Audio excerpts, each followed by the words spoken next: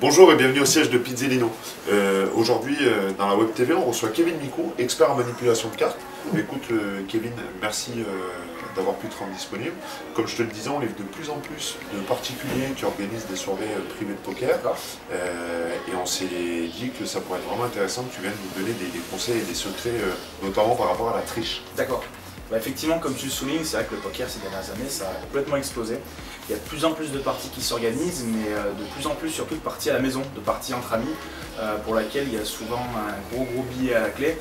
Et contrairement à une partie qui aurait lieu dans un casino ou même en ligne sur internet, ça laisse pas mal d'opportunités de triche. Pourtant, le paquet il est quand même coupé, mélangé. Justement Serge, c'est vraiment pendant ces manipulations que je conseille d'être très méfiant. Je te prends l'exemple du mélange à la française, donc qui est le mélange le plus utilisé parce que c'est le mélange le plus simple. Donc il est surtout très simple pour permettre à un tricheur qui serait assez talentueux d'aller repérer les cartes qui l'intéressent, et ça pourrait lui permettre derrière d'aller les récupérer très rapidement. Par exemple ici je vais te récupérer un premier as. Idem pour le mélange à l'américaine qui se fait de cette façon. Le fait de battre les cartes de cette façon, ça me laisse quand même pas mal de visuels sur les cartes, et ça pourrait permettre à un tricheur expérimenté de pouvoir laisser couper tranquillement le paquet. En fait, c'est déjà trop tard puisque la carte qui était intéressante est venue être volée. C'est beau, hein, ça va très vite, très vite. C'est pas détectable.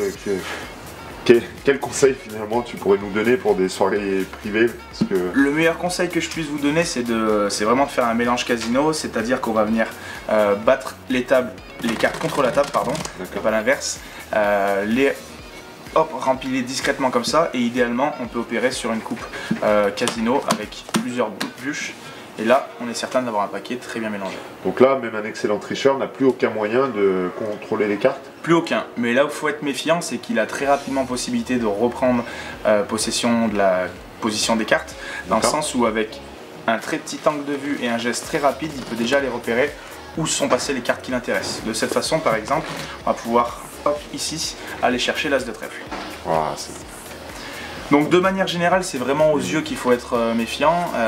Regardez où est le regard de la personne qui mélange. On n'a pas besoin d'avoir le nez dans le paquet pour correctement le mélanger. Et quand vous voyez quelqu'un mélange de cette façon, là on est certain qu'il n'y a aucune triche. Je te prends l'exemple de ce paquet. Là je ne sais pas quelle est la première carte, mais elle ne doit pas être très intéressante. C'est pas avec ça que tu vas compléter ton carré d'as, c'est sûr. Effectivement, 4 de cœur, je ne vais pas en faire grand chose, mais ce que ferait un bon tricheur, c'est ce type de manipulation. Et là on va transformer en un as. Ah, c'est beau. C'est fou, hein, la première carte finalement tu l'as fait sauter du paquet. La deuxième carte tu m'as volé la carte sous le nez en coupant. La troisième carte elle est la chercher où tu voulais au milieu du paquet. Par contre j'ai vraiment du mal à comprendre pour la quatrième carte comment tu peux faire pour changer une carte par une autre à 20 cm de moins. Alors le changement de carte c'est une technique qui est très utilisée, qui vient en complément de la technique précédente qui consiste à voler une carte dans le paquet. Et en fait justement ça va me permettre de venir l'échanger au moment où j'en ai plus besoin. Donc ça c'est une technique qui se fait très bien à couvert parce que les autres joueurs ils sont beaucoup plus concentrés sur leurs cartes ou même sur leurs jetons que sur les cartes des autres. Mais il y a certains quand même tricheurs assez talentueux qui peuvent faire ce genre de manipulation à vue. Par exemple, je te prends l'exemple du 8 de cœur. Ok, très rapidement, hop, ça peut devenir un 9 de carreau. Ah c'est beau, hein. Bravo.